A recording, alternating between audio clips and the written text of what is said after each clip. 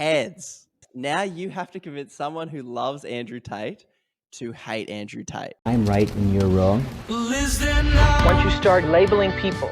G'day and welcome back to another episode of the Ideas Digest podcast, where we explore the challenging ideas outside of our echo chamber. My name's Konrad. Alice, Gretchen, thanks for being a part of this wild experiment.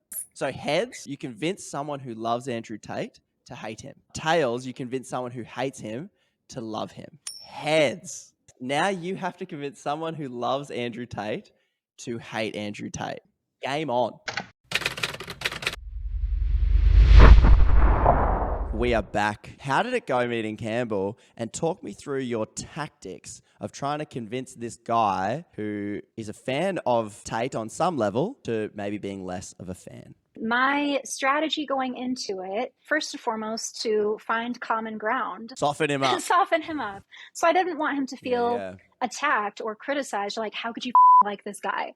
You know, but like, I didn't know if he'd seen or heard some of this footage before, but I wanted to get a real-time reaction to it and see if it disarmed him at all, or if it disappointed him or surprised him at all. Oh, well, Alice, let's see how you went.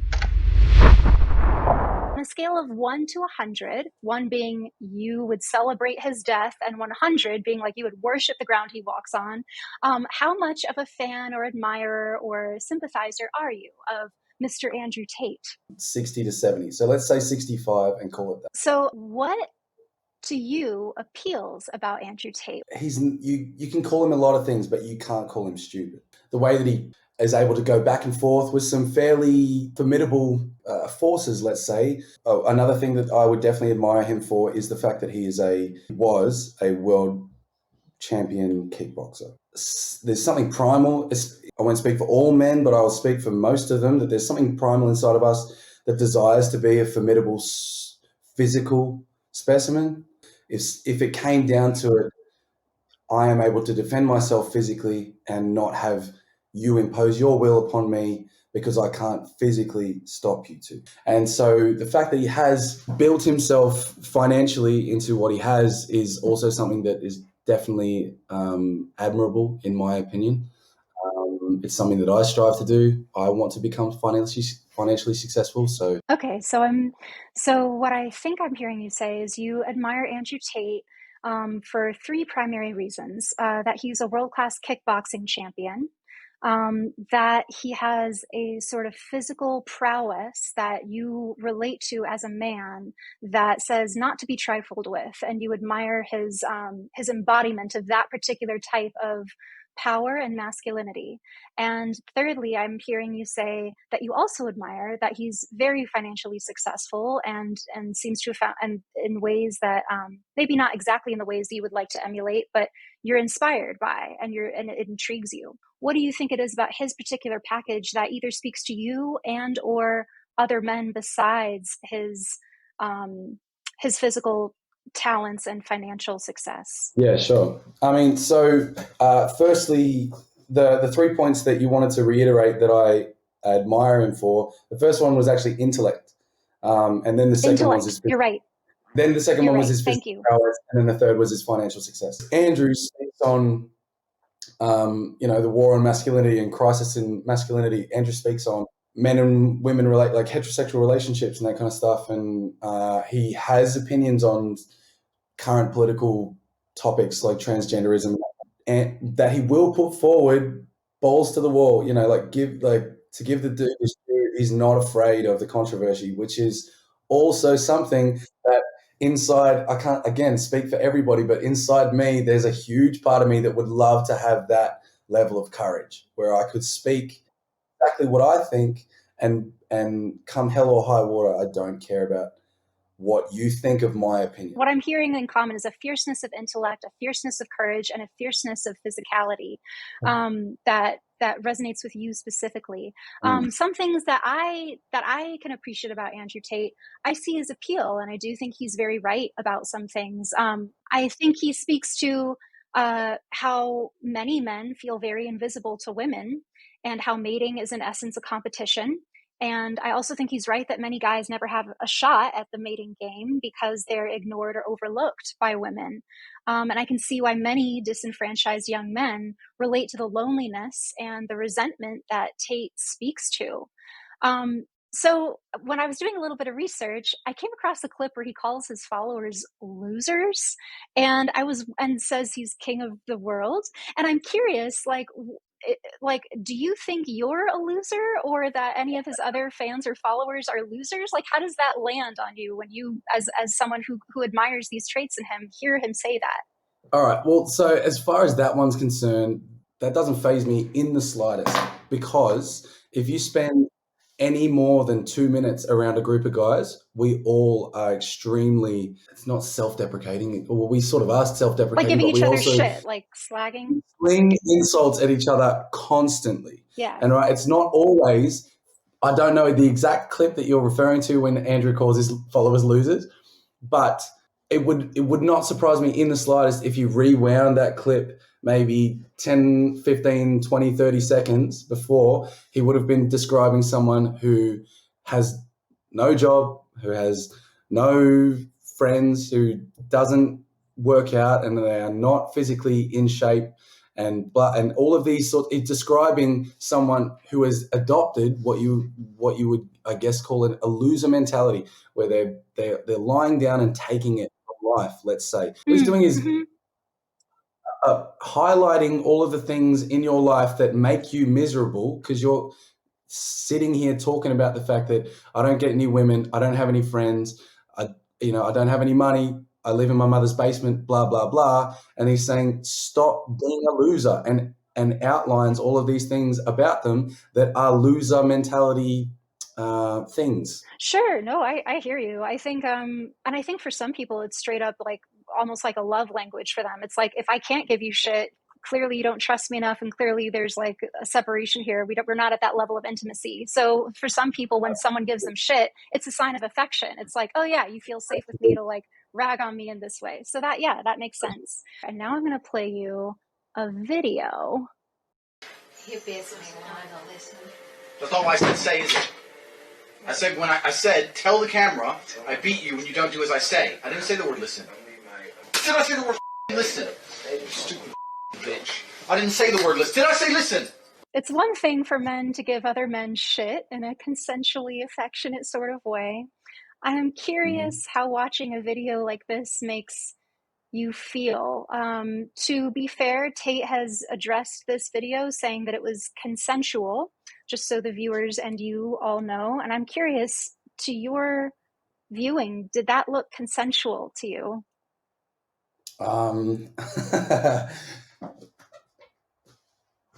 That's so hard to say. Okay, from a like a, what do you call it? Like a logical standpoint. All right, so they're on a bed and she's wearing lingerie. There's some sort of underlying sexual theme in that video, period. So does it look consensual? I mean, no, but isn't that the whole point of bedroom dom, like the femdom thing, is that they like complain while they do it or whatever? Isn't that the whole idea? Is like it's meant to be, yeah, like they. That would be assuming that there was a safe word between them or something. Sure, or something like that. The agreeance being that, like, if there are people who will hire a dominatrix or something, and then they want her to beat him, or that's usually a female beating up a male or something like that. But without context, you just can't say. Now, is it like, he hit her? Like, I don't want to sit here and be like, oh yeah, but with context, like, he hit her. Like, it's not something that I'm just sitting here going, oh, that video, it's all about it's all nuanced. It's like, he straight up hit her. So I don't want to sit here and defend him for that. I only would say that people get up to some freaky shit in the bedroom. man, you understand the position I'm in, trying to make any sense of that whatsoever without getting slapped with all of the consequence of defending a person participating in that kind of action. Is that how I'd roll? No, but I don't want to sit here and make an argument for Andrew Tate being completely and wholly admirable. In the same way that, and I might put myself in a box here, but I'll do it anyway. In the same way that I admire Chris Brown because of his musical ability. He is, in my opinion, basically second to none. Or that's a big claim, but as far as that space is concerned, in the R&B, in the modern R&B world, there is no one doing better than Chris Brown, in my opinion. And so, does that mean that I'm pro him hitting Rihanna? Duh. Of course not. I don't back his character, but I do admire his ability to produce music. There's all that sort of controversy around Michael Jackson. Whether or not you believe it, it doesn't matter. You will still listen to Beat It and Thriller. And so I'm not making an argument for Andrew Tate being completely and wholly admirable and worthy of admiration. So I don't look up to Andrew Tate because of everything he does, but I do look up to him in certain like the aspects that I listed earlier. Yeah, what I'm hearing you say is, in essence, you're able to separate the art from the artist. Sure, that perfect. Baby from the bathwater. That was a one-off video. And sure, we don't know the entire context of their situation. Maybe she does like to get slapped around. Maybe they have a safe word that she did not use. We don't know. You're absolutely right about that. But additionally, Tate has admitted to and this is all setting aside that he's currently in jail right now for sex trafficking and rape, among other charges. But Tate has admitted to and has said that he loves it. When he was texting with one of the women who accused him, he wrote back, "I love you." And so now I'm going to play you this recording. Am I a bad person? Because the more you didn't like it, the more I enjoyed it. I loved how much you hated it. Turned me on. Why am I like that? Why? I am one of the most dangerous men on this planet. Sometimes you forget exactly how lucky you were to get fucked by me. Would you rather me pin you down and make you do things you didn't like, or would you rather you didn't like that I was thinking I can do whatever I want to? That's what it is. I'm the smartest person on this planet. Are you seriously so offended I strangled you a little bit? You didn't pass out. Chill the out. Jesus Christ. I thought you were cool. What's wrong with you? Yeah. So I can imagine that, like with the previous video that I made you play, you're probably not going to have too much of a defense for what Mr. Tate is saying here. I am curious what your take, though, is on someone who gives relationship advice and has built a platform off of giving young men advice on how to approach women, how to treat women, how to engage, how to get women to notice you.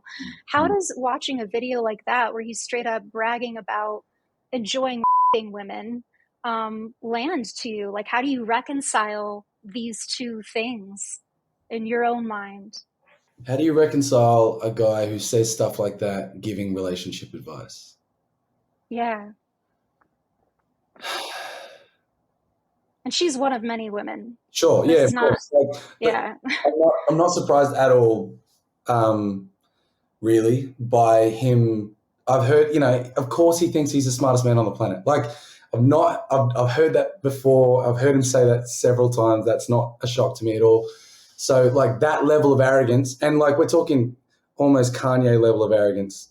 When you're at bottom, when you get no one talk, when you are on Tinder and you get no matches, when you are out in public and no one ever looks at you twice, when you are at bottom and you are an invisible man, any advice is good advice.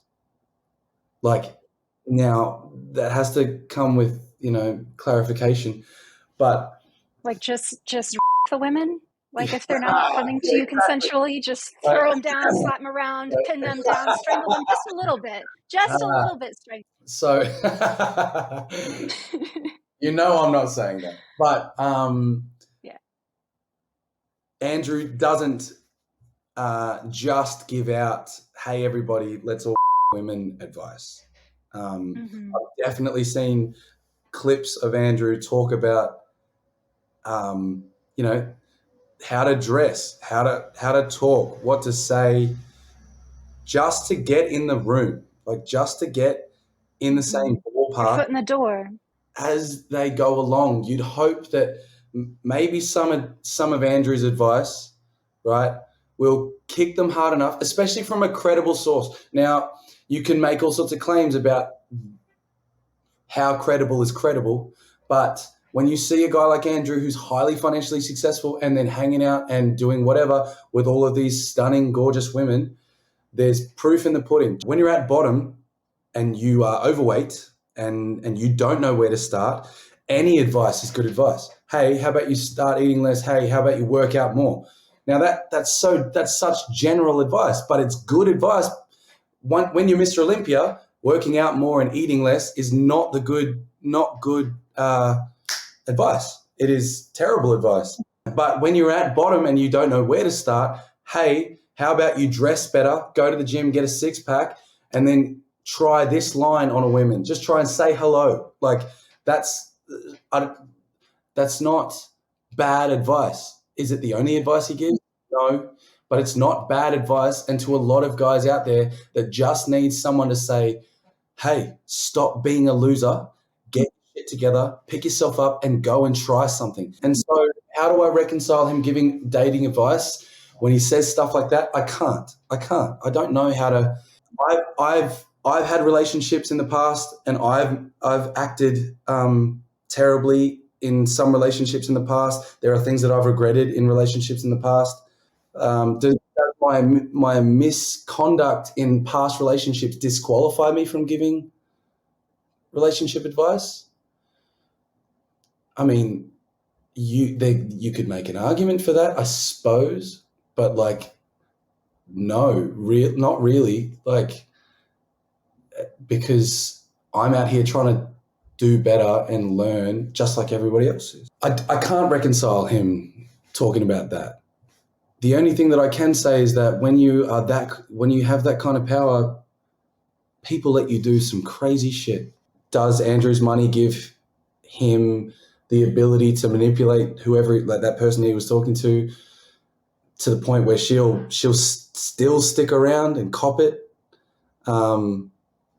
Is that right? Probably not. No, like it's not. I'm not making an argument for that either. But it is only to say that like money makes people do some crazy stuff. So I'm going to try to concise my next two questions into one. Quote, Andrew Tate has said that if a woman accused him of cheating, it's, quote, it's a bang out the machete, boom her in the face, and grip her by the neck. He's also said that he thinks women belong in the house and should not go to restaurants or clubs without their male partner. And he's referred to women as basically his product, the cam girls, his girlfriends, if she's working on OnlyFans, like they are his product, and that's why he's entitled to all of her earnings. And I guess, again, like just to wrap it up, like if what I'm hearing you say is that you don't agree with these particular traits about Andrew Tate, which seem to be a significant part of his platform, and there's certainly intrinsic parts of his behavior and who he seems to be as a man. Do you think it's safe to say that maybe you're not actually a 65% fan of his? Or what number do you think, at the end, as we near the end of our conversation, do you think that that 65% fandom has edged a little bit? Has it gotten higher? Or has it gotten lower? Or do you feel like it's pretty much the same? The reason it's at 65 to start with and not 90 is because I'm fully aware of basically everything we've talked about today. Andrew, he's very intelligent. understands that all publicity is good publicity. So he says things that will piss off the people that are looking to be pissed off. Now, to make it right, that's a good strategy to go through life with. or to model for people who look up to you? I mean, Maybe. Actually, you know what? I'm not even going to. I was going to sort of backtrack from there, but I'm not actually, because there are people that watch Andrew's videos, like I'm saying, with the sole purpose to be pissed off. They want to find something wrong with him, and the best part about that is that there's something wrong with everybody. I wasn't naive or ignorant about any of these things that Andrew has. I've not watched them quite as much, or quite as closely as we have today. Like, especially I've never seen that clip of the slapping in the belt. I've heard about it, but I've never seen it. My original 65% fandom, however you say that, of Andrew was that number with those things in mind already. I don't want to defend him wholly and completely. He might be a shit person. I don't know. I've never met the dude. There are things that Andrew embodies that I look up to and want to be like one day. Financially successful, physical prowess, intelligence. I don't think my percentage has changed much throughout this conversation. Alice, that is a 0 percentage point move. I want to break down what happened. Where did you go wrong? But we're in the locker room. You're in the locker room post-match, and your coach is yelling at you. He is like, how the hell did you lose it? That was like a 6. Surely that was a sure thing.